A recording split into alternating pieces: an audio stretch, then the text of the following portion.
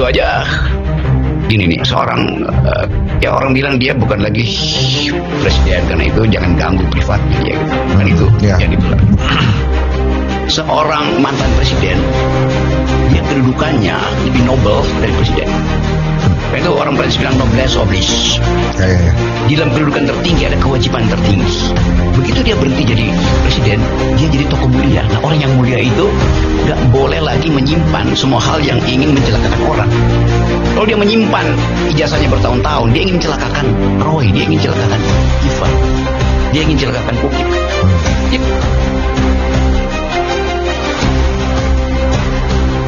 Assalamualaikum warahmatullahi Bismillahirrahmanirrahim. Bismillahirrahmanirrahim. Iya, Bismillahirrahmanirrahim. Rocky Gerung. Ya. Henry. Gua nggak perlu inilah panjang lebar. Iya, nggak perlu lah. Bang, lu kenapa sih ini banyak dituduh katanya lu melempem sekarang, nggak terlalu keras? Yang ada yang lebih keras dari gue sekarang, coba siapa? Ya, gua nggak tahu. Nggak, tapi katanya lu dibandingkan intensitas mengkritisi Jokowi dibandingkan zaman Jokowi dan sekarang. Jelas lah, kalau zaman Jokowi kan ngaco di semua hal gitu. Kan itu juga yang mesti fair. Kan gue milih sendiri objek kritik gue, milih momentum, milih strategi gitu. Masa disama-samain? Ya kalau yang mau sama-samain mereka yang lakukan sendiri gitu. Tapi memang ada lebih apa yang menurut lo lebihnya Pak Prabowo dibandingkan Jokowi? Bukan soal lebihnya, soal kemasukakalan dari kebijakan. Kebijakan Jokowi itu merongrong APBN. Kebijakan Prabowo membuat APBN bolong. Beda antara merongrong dan bikin bolong gitu kan. Gimana? Lu jelasin dong. Ya eksplorasi dong. Ya coba lu sebagai penafsir coba lu terangin dong. Kalau APBN bolong, kalau APBN bolong itu artinya APBN-nya lu mau pakai cuma kagak ada duitnya karena bolong. Iya, karena yang diprioritaskan program-program kerakyatan. Padahal semua program kerakyatan itu pasti ongkosnya gede. Cuman Prabowo merasa itu mesti dia pamerin dulu. Nah, masalah di situ batas dari keinginan memamerkan ambisi politik adalah APBN. Nah, sekarang baru mulai dia tahu tuh bahwa mesti ada pengendalian ambisi. Mulai dipotong koperasi, mulai dipotong MBG, dan dia akhirnya mengetahui bahwa dia dikritik oleh rakyat. Kalau Jokowi kan kagak, memang dia rampok semua itu, bikin IKN, bikin segala macam, sehingga lu yang bolak-balik Bandung mesti bayar lebih kan sebetulnya kan, dan lu mesti bayar terus berapa 170 tahun lagi gitu kan. Nah tapi udah tajam belum kritik bang? Apa? Udah tajam belum? Itu kan kritikannya masih tetap ke Jokowi. Jadi orang-orang ini misalnya nih kan gue posting tuh yang obrolan kita tentang Londo Ireng. Orang bilang wah nggak tajam lagi Rocky ngomongin tentang Londo Ireng tuh kalau Jokowi yang ngomong pengamat LSM wartawan Londo Ireng pasti dia lebih tajam tuh ngomongnya gitu. Karena yang kritik gue itu dia nggak mau juga kritik. Dia pakai nama gue kan buat kritik tuh. Jadi dia marah, dia ingin gue yang marah tuh. Nah itu namanya goblok. Nah kalau dia marah-marahnya sendiri gitu coba. Dia nggak pengen marah, mengharapkan lu marah. Lu marah, dia kan goblok namanya. Begitu dia ngarepin lu marah, lu nggak marah. Iya, gue nggak marah. Kenapa? Ya karena dia suruh gue marah. Jadinya dia marah. Lu gimana sih Rocky nih gitu? Nah itu bukan kegoblokan sih ya. Bukan kebegoan, bukan juga. Ketololan bukan, kedunguan. Tapi apa ya menurut lo yang harusnya bisa diperbaiki di rezim Prabowo ini? Enggak, rezim Prabowo itu nggak bisa diperbaiki, diganti itu. Maksudnya gimana sih? Ya kabinetnya dibatalin dulu. Yang 100 orang itu? Ya digantilah 102-nya. Wah lu gimana kalau 100 orang itu diganti semua, nggak punya pekerjaan, beban Gibran makin gede dong, 19 juta plus 100. Itu nggak ada urusan dengan Gibran, ini soal momentum. Momentum ini apa hubungan antara momen dan tum? Ya, bukan antara monyet, menteri dan tum. Jadi adil ya? Enggak. Ya kan Pak Prabowo juga bertanya, boleh nggak saya bilang bajingan? Terus? Dia nanya ke gue sebetulnya, gue udah pernah bilang tuh, Jokowi bajingan tolol. Kan nggak bisa gue bilang Prabowo hal yang sama, karena dia bukan Jokowi, begitu bedanya. Nah terus? Lalu edit sendiri kan? Enggak, gue nggak edit sendiri. Enggak, jadi balik lagi ke pertanyaan gue. Itu udah lo jawab tadi yang pertama, diganti rezimnya 100 orang itu. Terus? Ya mesti diganti, gini nih. Prabowo bikin perjanjian politik dengan partai-partai. Okay? Dia berlaku 5 tahun. Normatifnya begitu. Tapi isi dari perjanjian politik adalah kapasitas menteri-menteri ini diuji setiap tahun. Ini udah 2 tahun kapasitasnya nggak ada. Dengan sendirinya perjanjiannya mesti batal. Batal demi akal sehat dong. Masa 2 tahun lagi masih begini? Ya marahlah BEM. Siapa yang bakal marah tuh? Si Tio pasti marah tuh. Tio nggak pernah marah, dia ngamuk. Yang marah itu adalah murid gue di FKUI. Siapa? Fatma itu. Fatima lah. Fatima dia marah, biar sama Tio ngamuk gitu. Jadi menurut lo satu-satunya cara Rezim ini Overhaul itu diganti semua tuh. Semua. Wapres enggak, Wapres? Ya Wapres kan bagian dari gue cari istilah yang aman nih. Bagian dari incapacity itu. Mudah-mudahan dia nggak ngerti bahasa Inggris.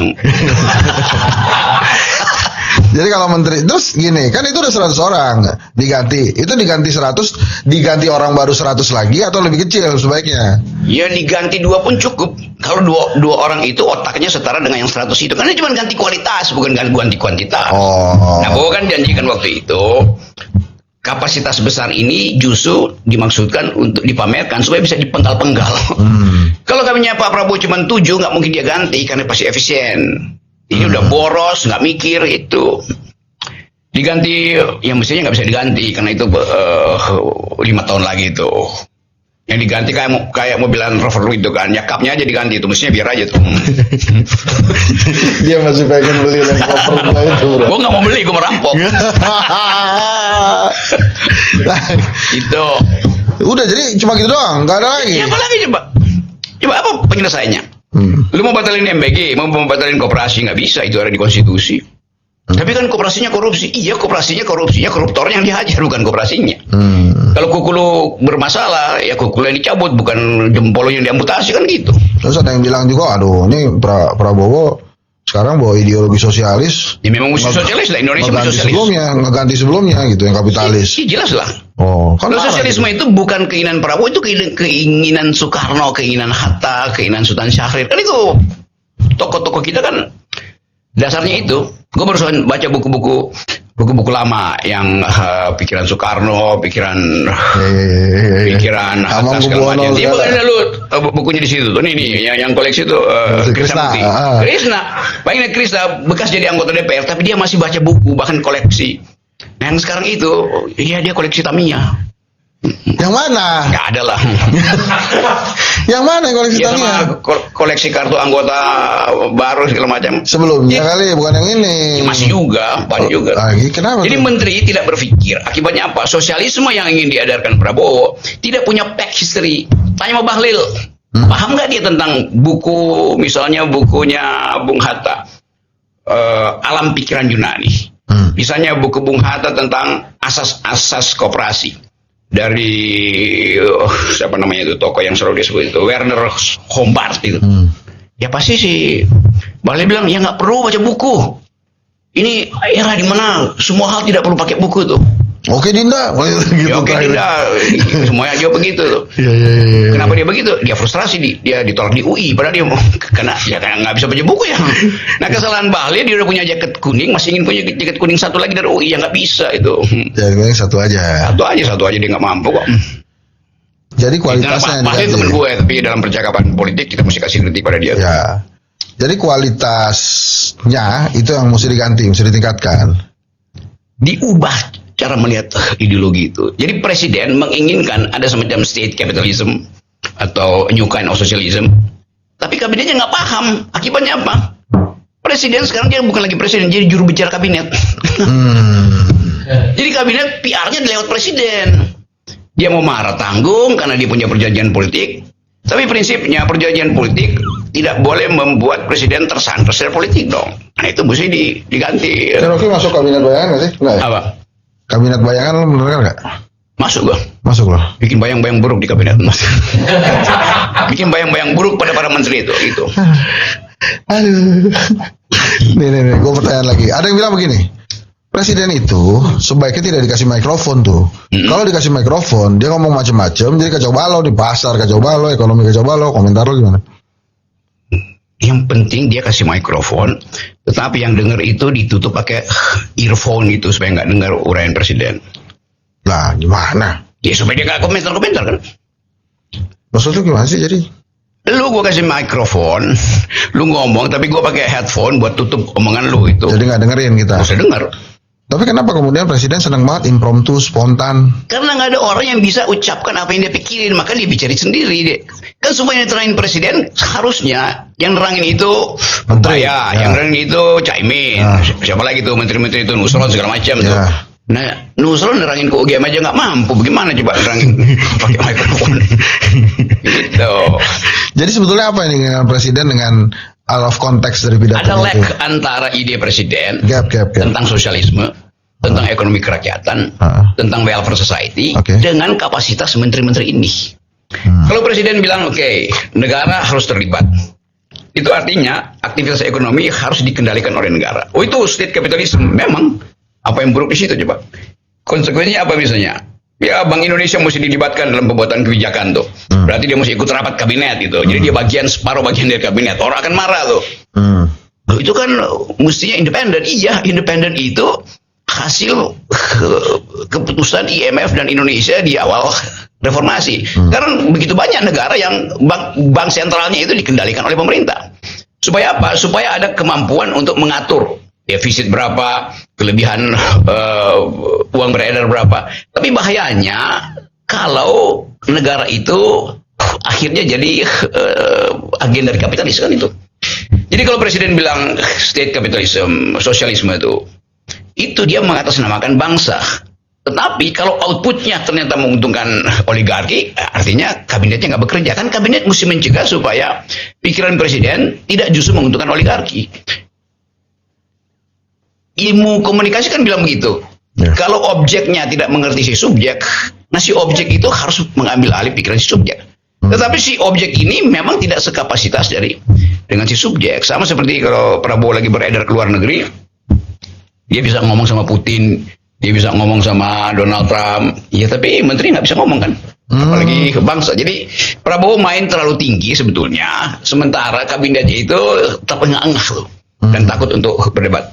URI sekarang Universitas Republik Indonesia, menurut lo gimana itu?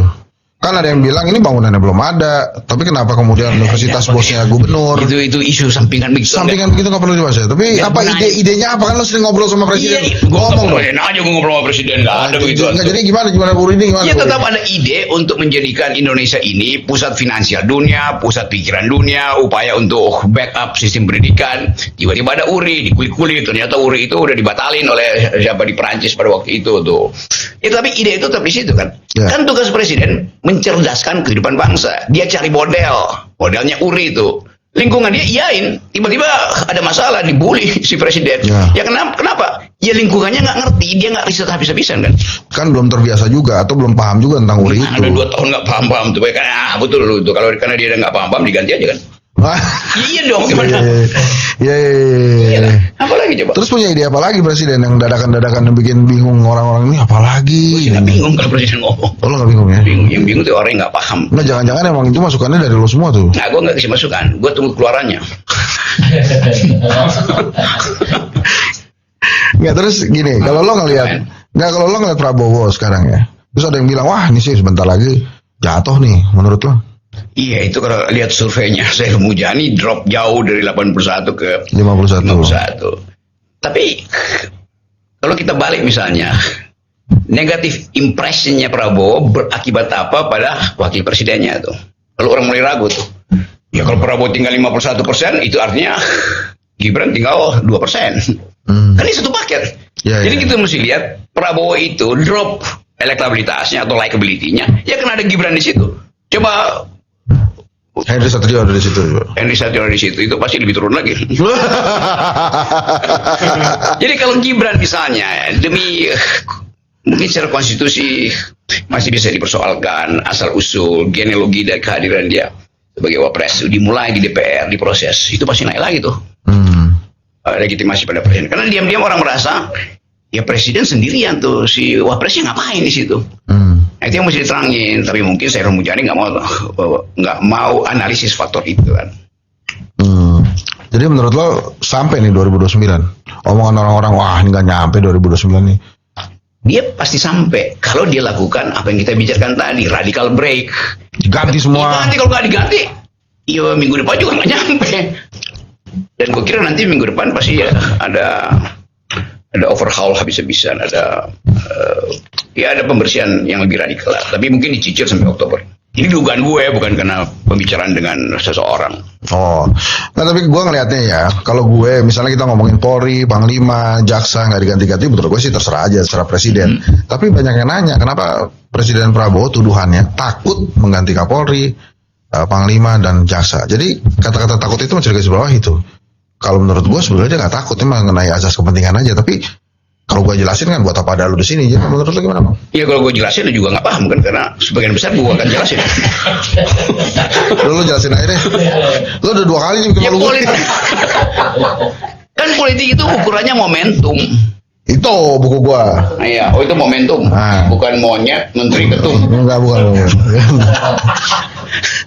Jadi gimana? Lu jangan elit-elit ya. Jangan tadi. Ini pembicaraan antar warga negara. Iya. Iya, ngapain dia tadi? Itu gimana jadi tadi? Apa tadi? Enggak, ada bahasa katanya takut mengganti Prabowo tuh presiden. Ya nggak mungkin dia takut, dong, dia presiden kok. Jadi kalau dikatakan dia takut, artinya ada perjanjian yang mesti dia hormati. Kalau dia ganti, dia trespass perjanjian itu, maka dia dianggap tidak etik. Tetapi sekali lagi, perjanjian politik itu tidak boleh permanen. Apa perjanjian politiknya? Bahlil, Caimin, apalagi Julhas, hanya perjanjian politik. Lu ganti Bahlil, orang senang Bahlil diganti. Tapi perjanjian politik mengatakan Bahlil diganti, maka yang mesti ganti dia adalah Demokrat, PDIP. Tidak dari Golkar juga. Ya. Lu mau ganti siapa? Caimin. Kenapa gue Caimin ya? Ya kenapa? Apakah dia termasuk sebagai 3 kancil? 1 dari 3 kancil yang disebut Prabowo. Ya, tapi kalau pun diganti, ya mesti dari PKB. Tetapi kalau udah 2 tahun, kapasitas dari mereka yang bikin perjanjian tidak memungkinkan presiden tampil secara efektif, ya mesti dibongkar perjanjian itu.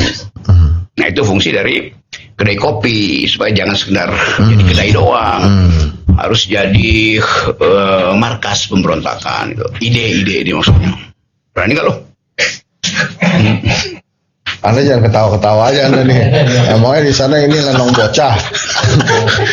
Oh gitu. Iyalah. Coba gue lihat jam lo. Nah, tuh lihat tuh.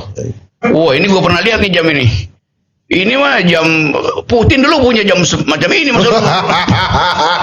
Ini bentar lagi Koni Bakri kemarin. Itu jam-jam Rusia tuh. Coba deh lo lihat deh. Nih dia berhasil hidup nih jam nih. Morris. Iya, jam Rusia nih, pilot pula nih. Iya, kok Pilot watch. Tapi pertanyaannya kenapa jam Rusia bahasa Inggris? Ya, pada waktu itu semua diterjemahkan lewat bahasa Inggris dong, supaya ketahuan bahwa itu ada mutunya nih. Ini jam ini setara dengan 20 cincin si pengusaha nih mungkin nih. Oh. Nilai historisnya maksudnya. Okay. Ya kalau nilai uangnya cincin lebih mahal, tapi secara historis orang mesti tanya kan, apa penyebab atau dengan cara apa kita bayangkan seorang pilot misalnya dia mesti pakai jam yang segede ini. Oh, kenapa gitu? Ya, ini ada urusannya dengan tekanan udara supaya lebih stabil perubahan tekanan udara. Kalau pakai cincin kan itu, kalau cincinnya kena matahari di co-pilot ya nyilauin mata. Ya. Jadi nggak usah ngebahas inian. Lebih penting daripada cincin. Londo ireng gimana menurut Londo ireng? Londo ireng. Apa isunya Londo ireng? Iya, kenapa kemudian tiba-tiba presiden nyebut Londo ireng? Ya karena kosakatanya ada di situ, cuma itu aja kan. Menurut lo pantas nggak presiden ngomong itu? Pantas saja. Yang nggak pantas menafsirkan itu melebihi sifat. Gue mesti cari kata tuh supaya nggak kena deli apa? Kan kita sebut Londo ireng itu upaya untuk saling ledek antara. Ya nggak, bukan soal antara, kata itu sendiri kata ledek. Lu Londo ireng lu, menjilat lu gitu. Iya. Tapi orang bongkar akarnya tuh. Orang bilang Londo ireng itu bukan orang Indonesia sebetulnya. Londo ireng itu pertama-tama dipraktekkan oleh tentara Belanda karena dia prajuritnya nggak mampu untuk jaga imperialismenya dia di Afrika, Asia dan sebagian di Amerika Selatan. Maka dia sewa mercenary dari Afrika. Kan yang pertama-tama jadi Londo ireng ya tentara bayaran Afrika, bukan Indonesia dong. Nah, tapi kenapa kemudian presiden sampai berucap itu? Ya dia belum balas WA gue. Oh, belum balas WA. Gue tanya. Oh, keren juga ya. Terus kenapa ini kemudian banyak kehebohan nih Agrinas 1,8 triliun kipas angin isu-isu begitulah.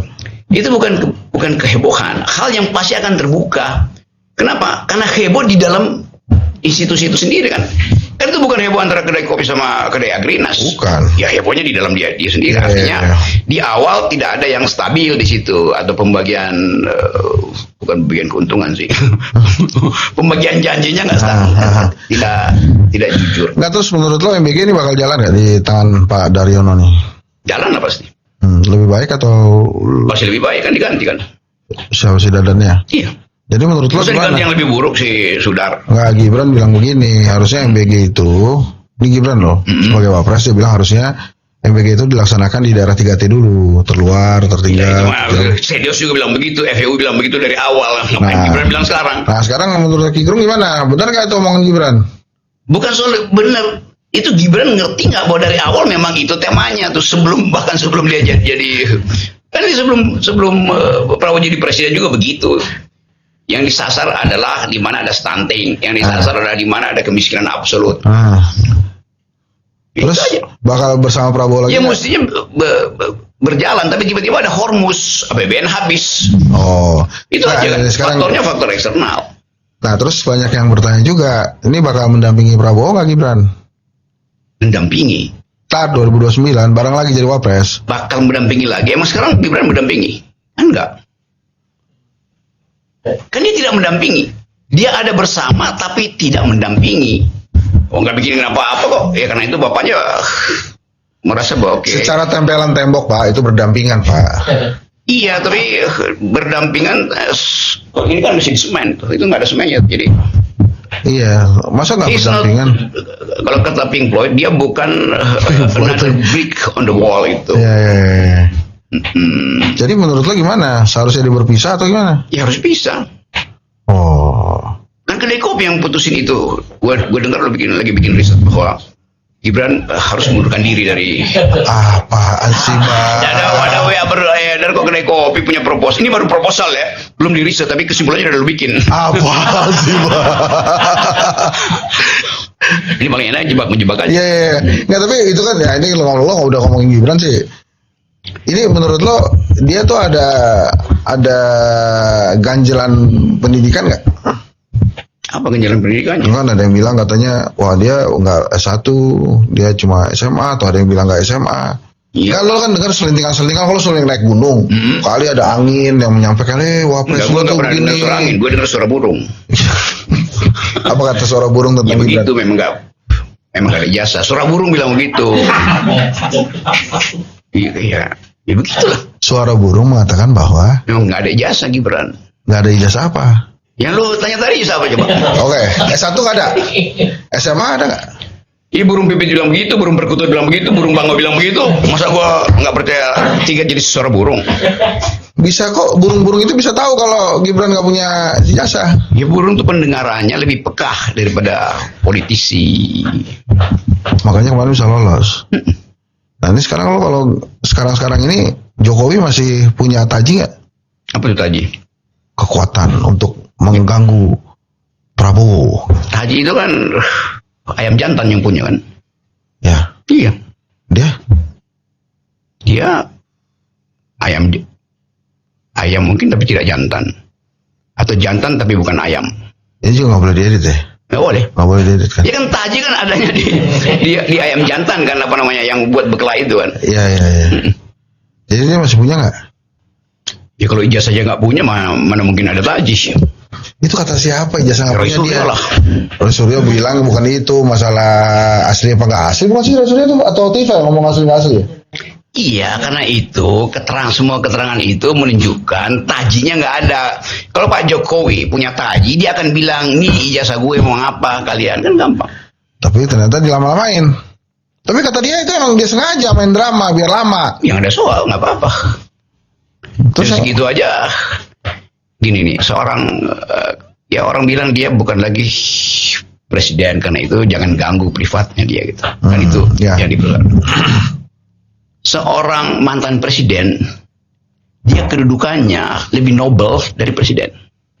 Karena itu orang Prancis bilang noblesse oblige. Ya. Di dalam kedudukan tertinggi ada kewajiban tertinggi. Begitu dia berhenti jadi presiden, dia jadi tokoh mulia. Nah orang yang mulia itu nggak boleh lagi menyimpan semua hal yang ingin mencelakakan orang. Kalau Kalau dia menyimpan ijazahnya bertahun-tahun, dia ingin celakakan Roy, dia ingin celakakan Iva, dia ingin celakakan publik. Jadi justru karena Pak Jokowi sudah mantan presiden, moralnya lebih tinggi ketika dia masih presiden. Kalau presiden dia masih bisa transaksi kan, transaksi politik. Sekarang dia anggap dia memastikan diri sebagai pengabdi bangsa atau sebagai pendeta itu kan. Maka dia nggak boleh berbohong atau dia nggak boleh memainkan individualitas dia atau arogansi dia untuk biarin aja atau di ujung gua akan hukum dia tuh kan. It's an immoral action. Oke. Gue agak share topik lagi. Kalau kata gue. Dengan yang gue terangin tadi cukup paham loh ya. Cukup paham loh. Bingung juga gue. Ntar kita masuk lagi lah masalah Jokowi yang lebih tajam. Ini kalau ini udah paling tajam yang gue terangin tadi. Ada gitu lagi. ya? Ini soal posisi moral dari seorang mantan presiden kok. Nah, tapi masalahnya kalau dia nggak ngerti gimana? Balik lagi situ deh. Ya, kalau dia nggak ngerti wawancara dia ke Solo. Kayak Tempo kemarin. Iya. Tempo wawancara. Tapi tetap aja gagal kan? Emang gagal? Ya nggak ada poinnya kan? Oh iya begitu-begitu aja. Ya kan kita udah tahu Pak Jokowi akan jawab hal yang sama terus. Ya sudah, ya proses pengadilan. Ya lo kok tanya saya. Iya kan itu intinya. Tapi menurut lo dia nggak punya ijazah? Siapa? Jokowi. Punya.